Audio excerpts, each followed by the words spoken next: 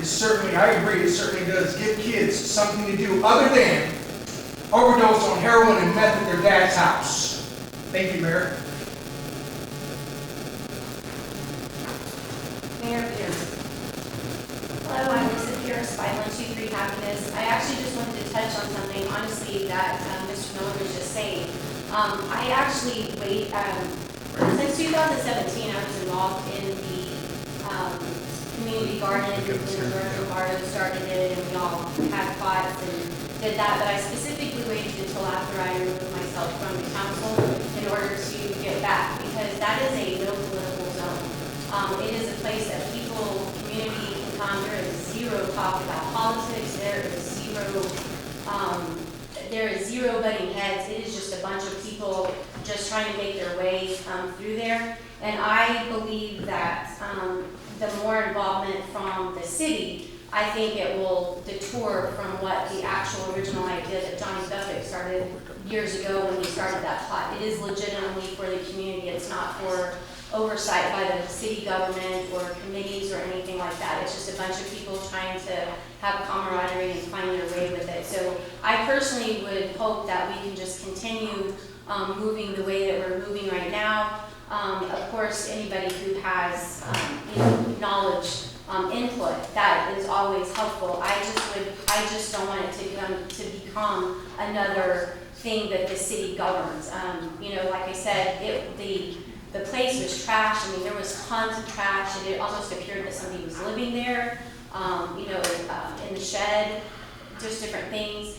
The gardeners cleaned all of it up and then set it outside, and then the Public Works, I contacted our city manager and asked the Public Works to please take it away. But those are the only involvement that I would like to see involved, with that, just because it doesn't become a hotbed for political tension and those kinds of things that are bound to happen. It's just something that people can escape from. It's the only place probably that's not political.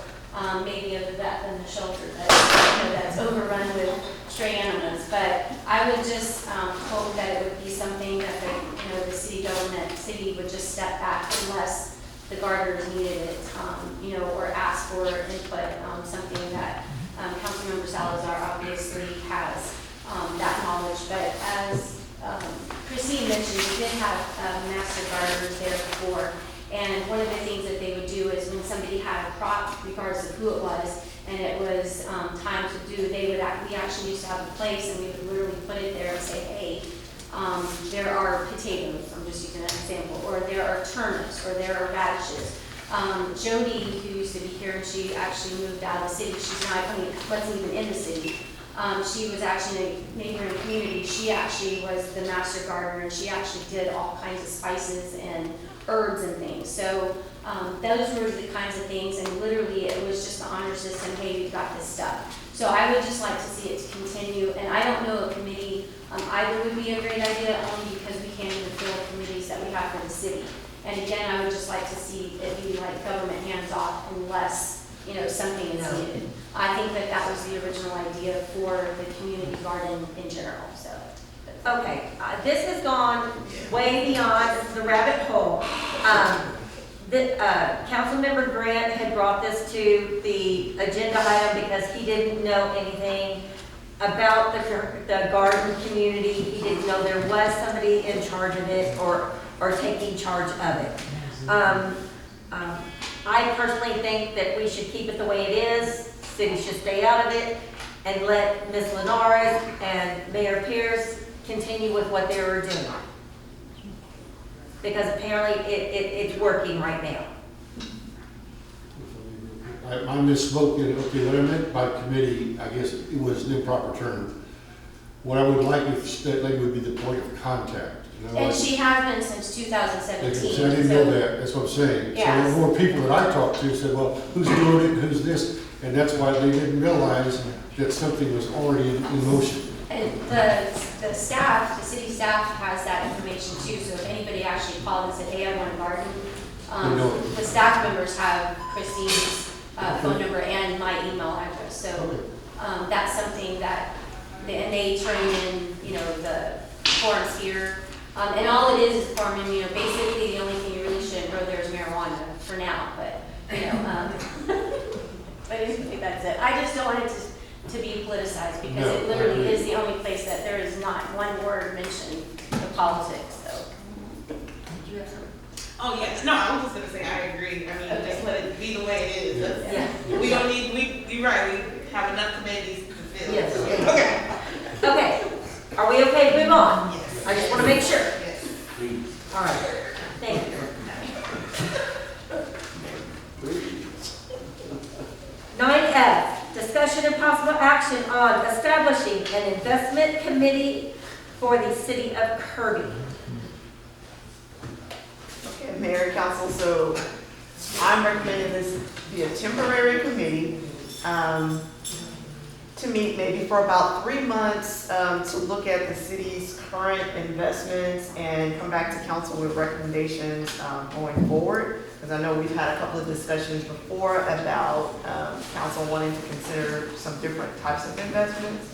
So looking at some structures in other cities, I made a recommendation that the committee be made up of the city manager who would chair the committee, the finance/human resources director, 2 representatives from the city council, and a member of the economic development committee. So if that's something you all would agree to do, we would schedule some meetings, provide all the information for everybody to review, and then again come back with recommendations to the council. Do we have any questions for our city manager? Surprise.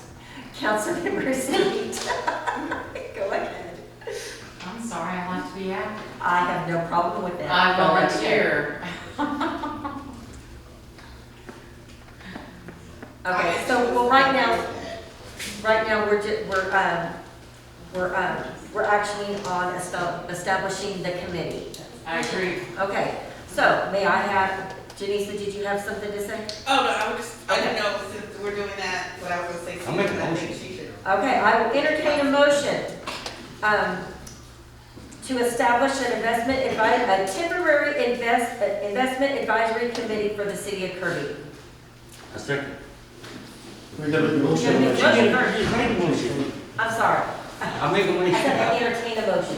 I'll make a motion to establish a temporary investment advisory committee for the city of Kirby. Second. I have a motion on the table by Councilmember Martin, seconded by Councilmember Street, to establish a temporary investment advisory committee for the city of Kirby. City Secretary, please call roll. Councilmember Martin, Yes. Mayor Pro Tem Grant, Yes. Councilmember Salazar, Yes. Councilmember Greider, Yes. Councilmember Street, Yes. Mayor Aldrich. Yes. The motion passes to establish an investment advisory committee for the city of Kirby. Moving on to 9G, discussion and possible action to pay for council member Susan Street to attend a grant writing workshop.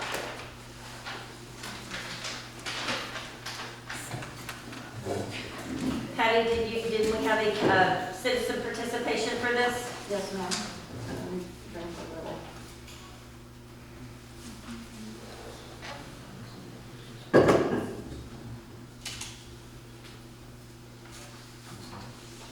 Dear Mayor and City Council and City staff, as an experienced grant writer, there are a few red flags with this agenda item.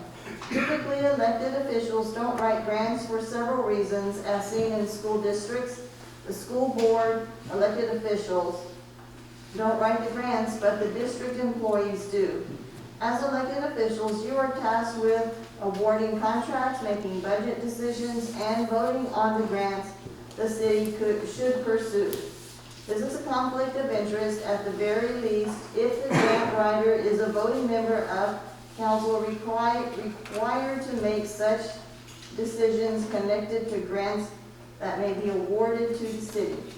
Other factors to consider: a grant writer is usually a contracted employee or a hired freelance writer. This creates an obligation to search and write grants for the hiring entity. If this agenda item is approved, what measures would be put into place to ensure that grants are not being sought but written and awarded? An elected official is not bound by a contract, which in turn means he, she is not required to write grants and cannot be forced to due to the position he, she holds. If a council member becomes a grant writer, he, she cannot be the grant executor, which means that responsibility falls on city staff. Data collection, record, budgeting, etc. is then added to the staff duties. The final and most glaring red flag is the fact that in the handbook for mayors and council members put out by TML, it states, section 171 of the Local Government Code, the conflict of interest statute is to prevent council members and other local officials from using their positions for hidden personal gain. What is preventing the council members from receiving the training from using the skills for personal gain? Will there be a contract from the city that requires no grant writing other than for city grants? What will the penalty be if the council member does write grants for private income?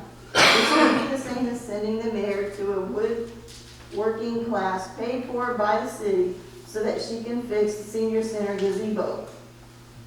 Finally, council member terms are only 2 years unless re-elected. What happens if the council member does not run for re-election or does not get re-elected?